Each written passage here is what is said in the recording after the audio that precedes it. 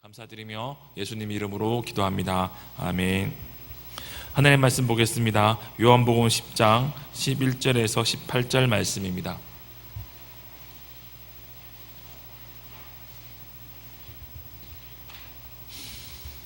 요한복음 10장 11절에서 18절 말씀입니다.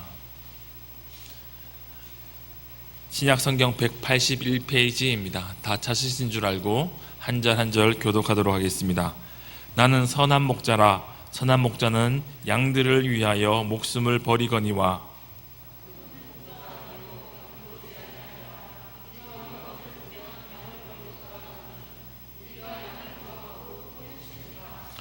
달아나는 것은 그가 삭군인 까닭에 양을 돌아보지 아니함이나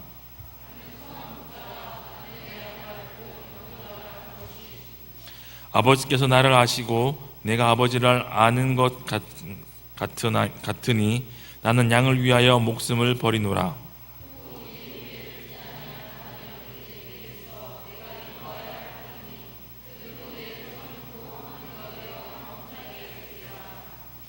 내가 내 목숨을 버리는 것은 그것을 내가 다시 얻기 위함이니 이로 말미암아 아버지께서 나를 사랑하시느니라.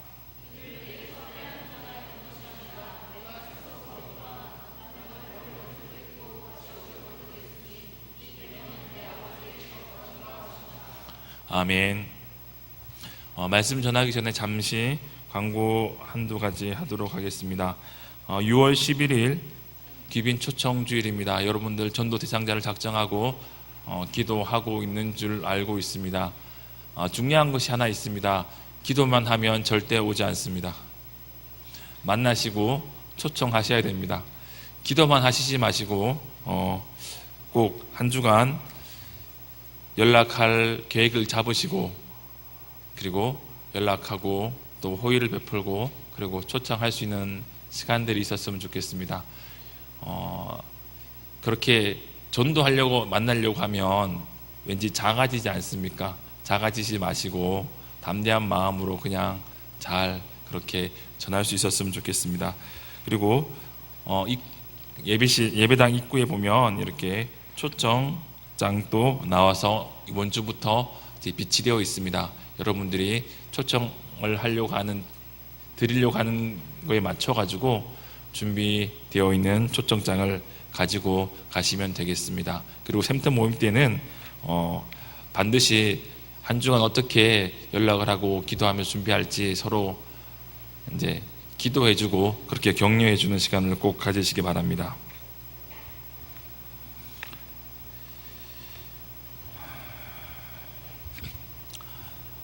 오늘 말씀에 이렇게 시작하고 있습니다. 나는 선한 목자라. 선한 목자는 양들을 위하여 목숨을 버리거니와. 귀빈 초청주의를 준비하면서 계속 마음 묵상을 하고 기도한 주제는 예수 그리스도의 사랑이었습니다. 예수 그리스도의 사랑이 얼마나 큰지 그것을 기억하고 그 사랑을 의지하여 전도할 수 있다는 생각에 한결같이 예수 그리스도의 십자가의 사랑에 대한 말씀들을 개인적으로 계속 묵상하고 기도하고 말씀을 준비했습니다. 여러분들 마음 가운데 주님을 향한 주님이 나를 향한 그 사랑이 있어야 합니다. 그리고 그 사랑이 내 안에 충만할 때 내가 입술을 벌려 예수님을 증거할 수 있습니다. 그러나 내가 입술을 벌려 증거하는 것이 꼭 나의 영적인 상태에 의해서 하나님께서 꼭 열매를 맺으시는 것이 아니라는 사실을 꼭 기억하시기 바랍니다. 여러분들이 영적으로 좀 쪼그라들고 위축되고 그리고 침체에 있을 때 복음을 증거하면 오히려 하나님께서 회복시키시는 은혜를 경험할 수 있다는 것을 꼭 기억하시고, 복음은 복음이기 때문에 능력이 있고 권세가 있습니다. 복음은 복음이기 때문에 때로는 복음을 전하는 자의 경건과 무관하게 역사하기도 한다는 사실을 기억하고 그렇게 전도할 수 있었으면 좋겠습니다. 오늘 말씀을 통해서 우리 마음 가운데 복음을 증거하기 위해서, 전도를 하기 위해서 하나님께서 나를 얼마나 사랑하시는지 그 큰 사랑을 깨달아 알고 그 사랑이 회복될 수 있는 은혜가 있길 주님의 이름으로 축원드립니다. 오늘 말씀에 14절 말씀에 이렇게 기록되어 있습니다. 나는 선한 목자라. 나는 내 양을 알고 양도 나를 아는 것이 아버지께서 나를 아시고 내가 아버지를 아는 것 같으니 나는 양을 위하여 목숨을 버리노라. 예수님께서 자기가 선한 목자라고 이야기하고 계십니다. 예수님께서 자기를 선한 목자라고 말씀하시면서 반복적으로 이야기하는 것은 선한 목자는 양들을 위하여 목숨을 버린다라고 이야기하고 있습니다. 그러면서 그 양들은 누구인가? 양들은 어떠한 사람인가라는 사실을 오늘 본문은 이야기하고 있습니다. 선한 목자는 나는 선한 목자라. 나는 내 양을 알고 양도 나를 아는 것이. 나는 선한 목자이기 때문에 양을 압니다. 그런데 양도 선한 목자를 안다라고 이야기하고 있습니다. 어떻게 아느냐? 하나님 아버지께서 예수님을 아는 것처럼, 예수님이 하나님 아버지를 아는 것처럼 선한 목자는 양을 알고 양은 선한 목자를 안다라고 이야기하고 있는 것이죠. 하나님께서 우리를 구원하실 때 한 사람 한 사람 친밀하게 각 사람에게 찾아가셔서 우리를 불러주십니다. 그리고 우리가 그 부르심에 응답할 때 우리는 믿음으로 예수 그리스도를 나의 믿음의 구주로 고백할 수 있게 되는 것이죠. 16절에 이렇게 기록되어 있습니다. 또 이 우리에 들지 아니한 다른 양들이 내게 있어 내가 인도하여야 할 터이니 그들도 내 음성을 듣고 한 무리가 되어 한 목자에게 있느니라.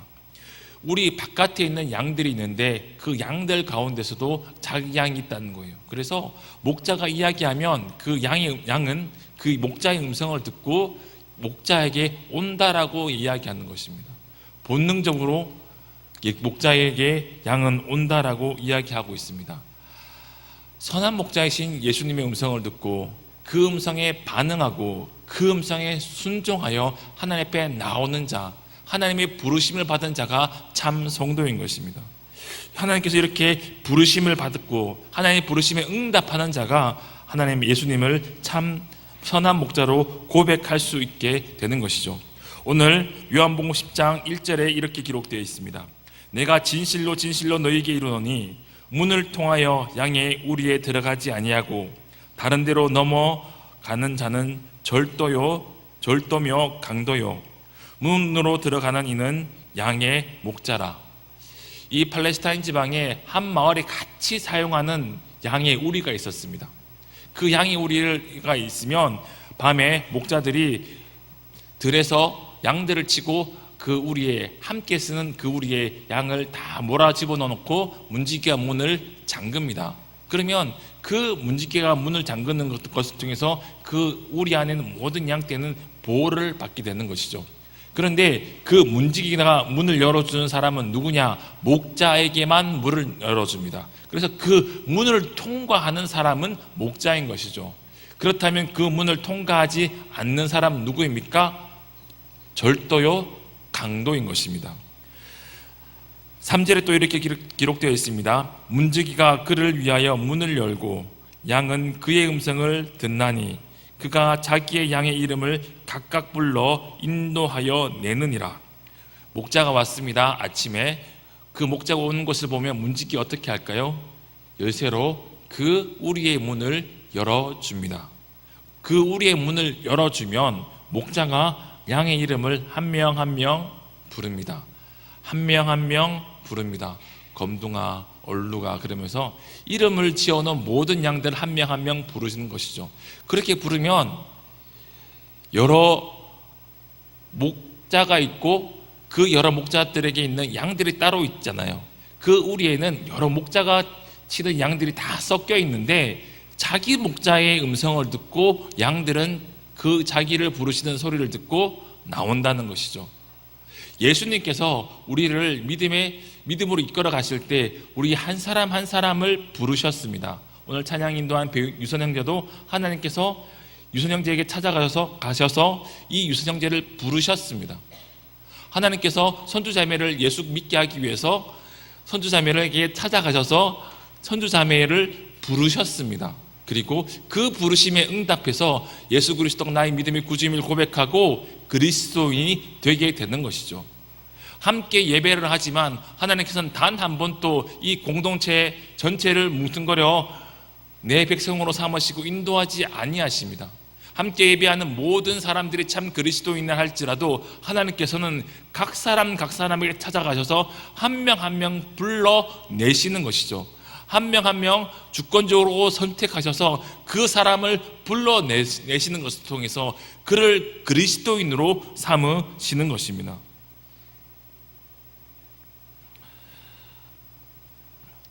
그 양이 목자의 음성에 반응하는 것은 그래서 경험으로 인한 것이 아니라 본능으로, 이 음성은 나를 키워주는, 나를 돌아보는 목자라는 사실을 알고 그 음성에 반응하는 것입니다.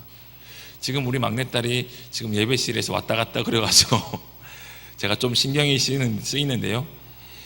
제 막내딸 예언이가 아빠가 나라는 사실을 본능적으로 알고 있습니다. 태어날 때부터 안아주고, 태어날 때부터 기저귀도 갈아주고, 목욕도 시켜주고, 옷도 갈아입혀주고 한 긴 시간이 있지만 왜 내가 예언이 아빠인지 예언이는 논리적으로 명확하게 설명하지 못하지만 본능에 의해서, 경험에 의해서 아빠가 누구란 사실을, 아빠의 이름을 말하지 못한다 할지라도 아빠가 누구란 사실을 알게 되는 것입니다.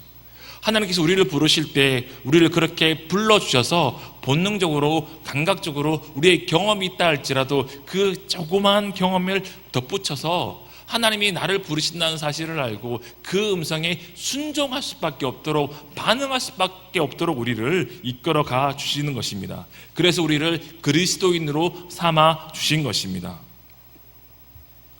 목자의 음성을 반응하는 것은 영적인 본능입니다.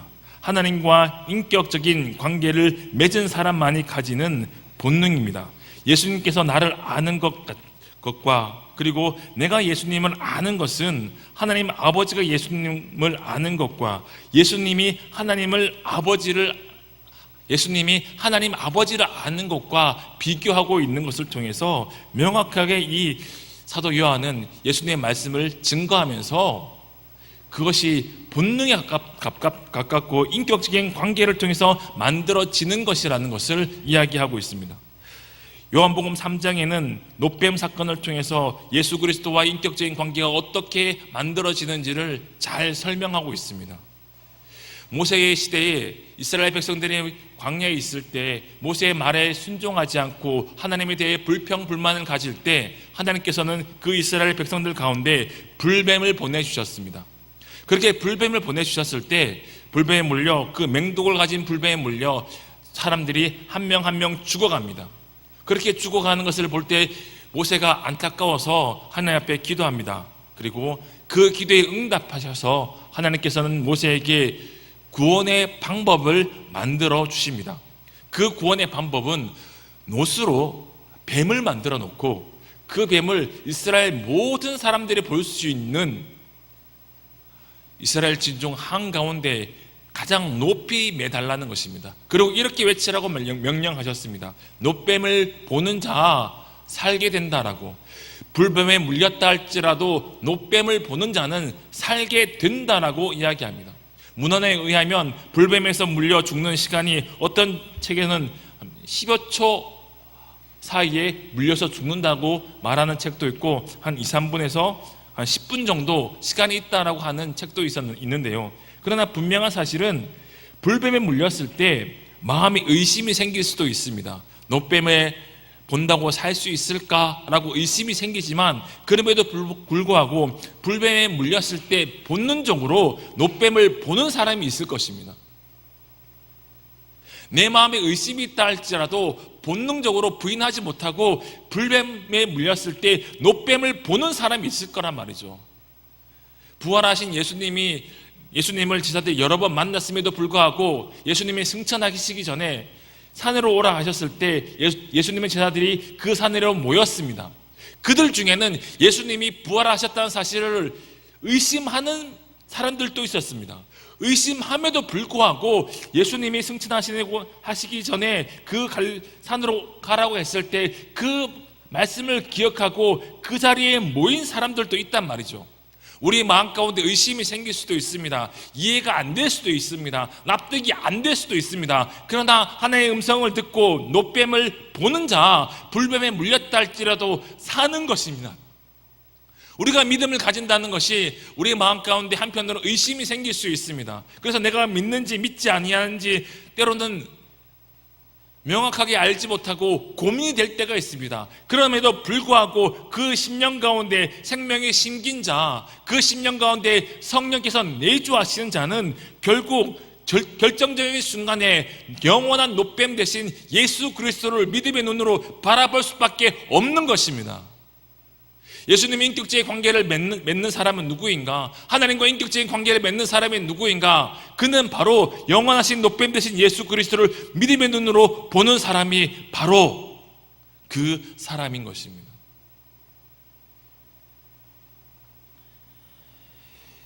목자의 음성을 듣고 하나님의 부르심에 응답하는 자, 그는 예수님을 선한 목자로 고백하는 사람입니다.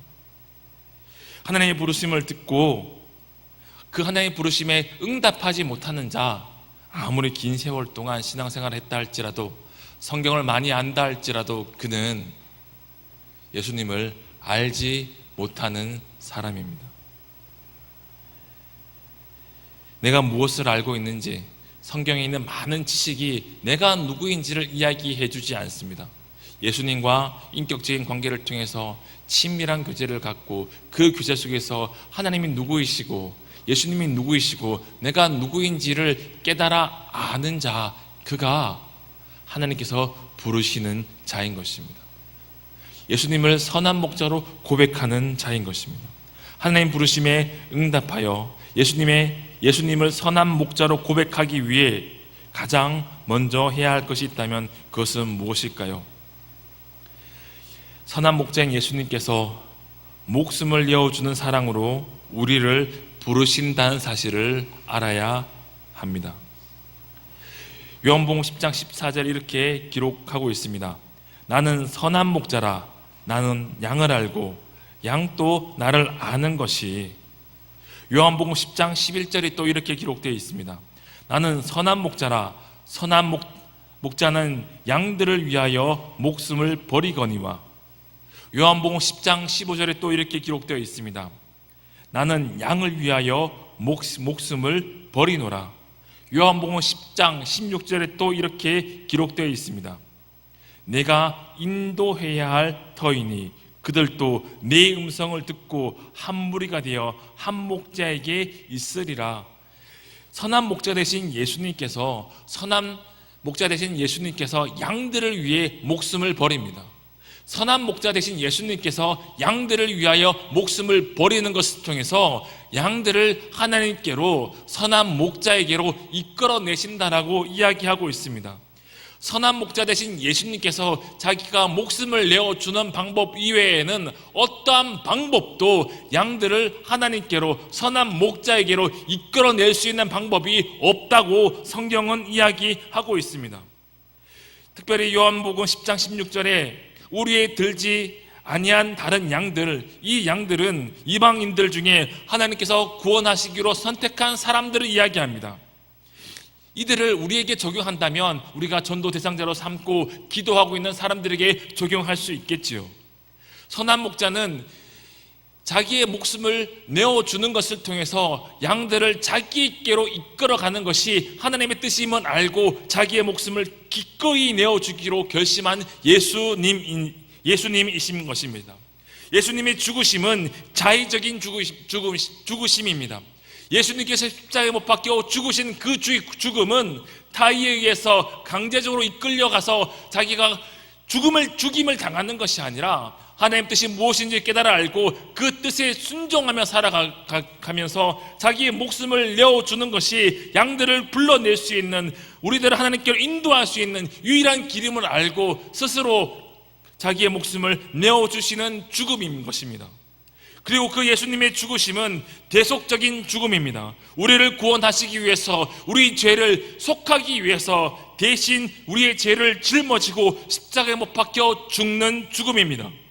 요한복음 1장 29절에 이렇게 기록되어 있습니다. 이튿날 요한이 예수께서 자기에게 나오심을 보고 이르되, 요한이 세례를 베풀고 그 다음 날 예수님께서 자기에게 나오는 것을 보고 이렇게 이야기합니다. 보라, 세상 죄를 지고 가는 하나님의 어린 양이로다. 예수님께서는 세상 죄를 짊어지시고 이 땅에서 살아가셨습니다.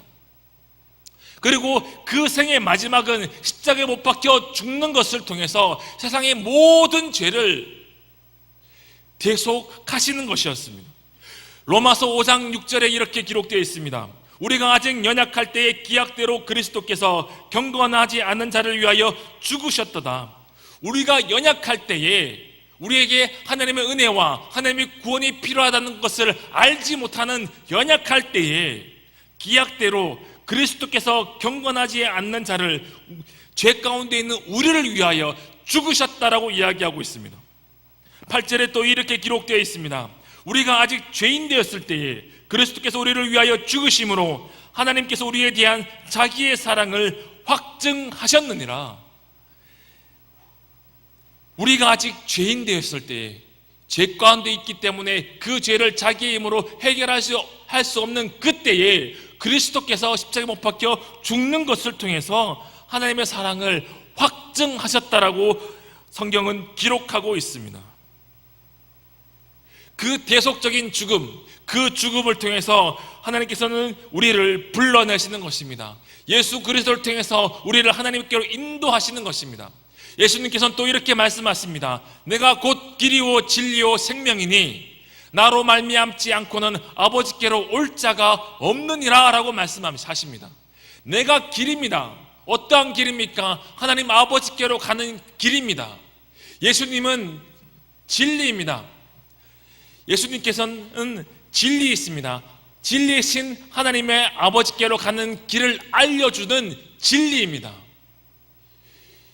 예수 그리스도를 통해서 길이요 진리이신 예수 그리스도를 통과하면 생명 되신 하나님 아버지를 만나게 됩니다. 그래서 예수님은 자기를 생명이라고 말씀하시는 것입니다. 길이요 진리요 생명이신 그 예수님께서 우리에게 길을 내시기 위해 사신 것이 무엇입니까? 십자가에 못 박혀 죽는 것입니다.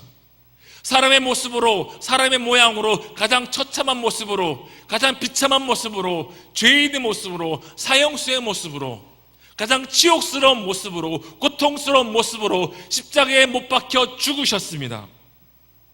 그리고 그렇게 죽는 것을 통해서 내가 길이란 사실을, 내가 진리란 사실을, 내가 생명이란 사실을, 내가 선한 목자란 사실을 스스로 증명하셨습니다. 요한복음 8장 28절에 이렇게 기록되어 있습니다.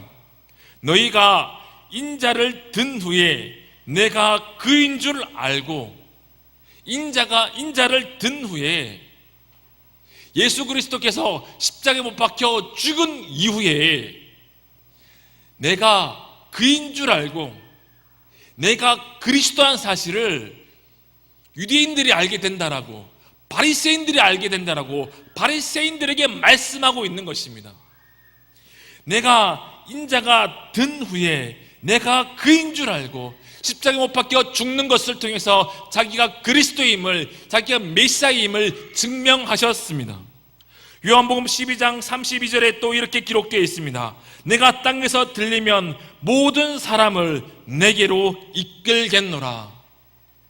내가 십자가에 못 박혀 죽으면 모든 사람을 내게로 이끌겠다라고 예수님께서는 말씀하고 있습니다. 하나님께서 우리를 부르시는 방법은 십자가를 통해서, 예수님의 죽으심을 통해서 우리를 부르시는 방법 이외에는 어떠한 방법도 없습니다. 십자가를 통해 내가 죄인이라는 사실을 깨달아 안 적이 있습니까? 십자가를 통해 하나님의 은혜 없이 살아갈 수 없는 죄인임을 고백할 수밖에 없었던 그 순간이 있습니까? 그 순간 받았던 은혜를 기억하시길 바랍니다. 복음은 십자가를 통해서 우리를 부르십니다. 그 부르심에 응답하는 것이 바로 믿음인 것입니다. 그 부르심에 응답하기 위해 우리는 믿음으로 기도해야 하는 것입니다. 누가복음 23장 34절에 이렇게 기록되어 있습니다. 이에 예수께서 이르시되 아버지 저들을 사하여 주옵소서 자기들이 하는 것을 알지 못함이니이다. 예수님께서 십자가 못 박혀 죽으시고 가장 먼저 한 것이 무엇이냐면 아버지 저들을 사하여 주옵소서 나를 죽이는 저 사람들을 불쌍히 여겨주셔서 저 사람들의 죄를 사해 주십시오. 그들이 하는 것이 무엇인지 그들이 모릅니다 라고 그렇게 소리치며 기도하셨습니다. 그 기도를 통해서 하나님 아버지의 사랑을 우리를 향한 예수님의 그 큰 사랑을 명확하게 보여주셨습니다. 십자가 못 박혀 죽을 때 고통스러웠습니다. 치욕스러웠습니다. 육체의 한계 때문에 큰 고통에 예수님을 사로잡고 있었음에도 불구하고 예수님의 가장 큰 고통은 무엇이었냐면 자기를 십자가에 못 박혀 죽이는 사람들의 죄를 바라볼 때 견딜 수 없는 심령의 고통이 사로잡혔습니다. 그 심령의 고통이 기도하게 만들었습니다. 저들을 사하여 주옵소서라고. 히브리 10장 19절에 이렇게 기록되어 있습니다. 그러므로 형제들아 우리가 예수의 피를 힘입어 성소에 들어갈 담력을 얻었나니 예수 그리스도의 십자가의 죽음이 우리를 하나님 앞으로 성소에서 하나님을 만날 수 있도록 이끌어가 주는 것이었습니다. 복음을 들을 때 성령께서 역사하십니다. 우리 복음이 너희에게 말로만 이른 것이 아니라 또한 능력과 성령과 큰 확신으로 된 것이니 복음을 들을 때 성령께서 역사하십니다. 성령께서 여러분 심령 가운데 하나님의 은혜 없이 살 수 없는 죄인임을 말씀하실 때 그 말씀 앞에 믿음으로 굴복하고 기도하시기 바랍니다. 고린도후서 13장 5절에 이렇게 기록되어 있습니다.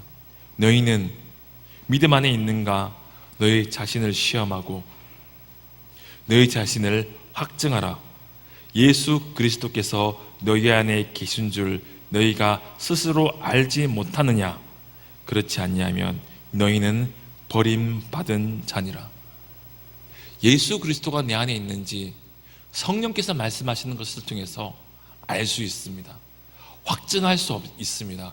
예수 그리스도가 내 안에 없는 자, 그는 버림받은 자입니다. 죽는 자입니다. 심판받는 자입니다. 여러분 심령 가운데 예수가 있습니까? 성령께서 살아계십니까? 그렇다면 하나님의 은혜 없이 살아갈 수 없는 죄인임을 끊임없이 성령께서는 우리에게 말씀하십니다. 그리고 날마다 하나님의 은혜를 붙잡고 믿음으로 살 수밖에 없도록 우리를 기도하게 만드는 것입니다. 누가복음 23장 42절에 한 강도가 이렇게 기도합니다. 예수여 당신의 나라에 임하실 때 나를 기억하소서. 우리가 날마다 간절하게 하나님의 은혜를 사모하며 우평강도가 기도했던 것처럼 그렇게 기도해야 될 줄로 합니다. 우리 안에 있는 믿음을 기억하시기 바랍니다. 우리 안에 믿음이 없다면 하나님의 은혜를 사모하시며 기도하시기 바랍니다. 우리 안에 믿음이 있다면 그 믿음이 나의 삶을 주장할 수밖에 없도록 내 입술을 벌려 십자가를 증거할 수밖에 없도록 날마다 기도하시기 바랍니다. 그렇게 기도하지 아니하고 복음을 전할 수 없습니다. 그렇게 기도하지 아니하고 믿음으로 살아갈 수 없습니다. 선한 목자는 양들을 위하여 자기의 목숨을 버립니다. 선한 목자는 양들을 위하여 자기의 목숨을 버립니다. 선한 목자 되신 예수님께서 나를 위해서, 여러분 한 명 한 명을 위해서 자기의 목숨을 버리셨습니다. 선한 목자는 양들을 위하여 자기의 목숨을 버리듯이 저는 날마다 저 스스로에게 각오하며 기도합니다. 주님에게 받은 그 사랑, 내가 받은 그 사랑대로 여러분 한 명 한 명을 사랑하길 원한다고, 내 인격의 한계를 깨트리고 내 삶의 한계를 깨트려서라도 여러분 한 명 한 명을 선한 목자 되신 예수님께서 나를 사랑하셨던 그 사랑으로 사랑하길 원하는 마음으로 기도하고 있습니다. 여러분들도 그러한 믿음으로 살아가시길 주님의 이름으로 축원드립니다. 기도하겠습니다. 하나님 아버지, 은혜를 감사합니다. 선한 목자는 양들을 위하여 목숨을 버립니다. 선한 목자 되신 예수님께서 나를 구원하시기 위해, 우리를 구원하시기 위해 십자가에서 못 박혀 죽으시는 것을 통해 우리를 하나님 아버지 앞으로 인도해 주셨음을 고백합니다. 주님을 바라보길 원합니다. 주님을 의지하길 원합니다. 주님을 바라보고 의지하는 믿음으로 살아갈 수 있도록 주님 우리에게 은혜 내려 주옵소서. 감사드리며 예수님의 이름으로 기도합니다. 아멘. 다 함께 찬양하겠습니다. 주의 아름다움은.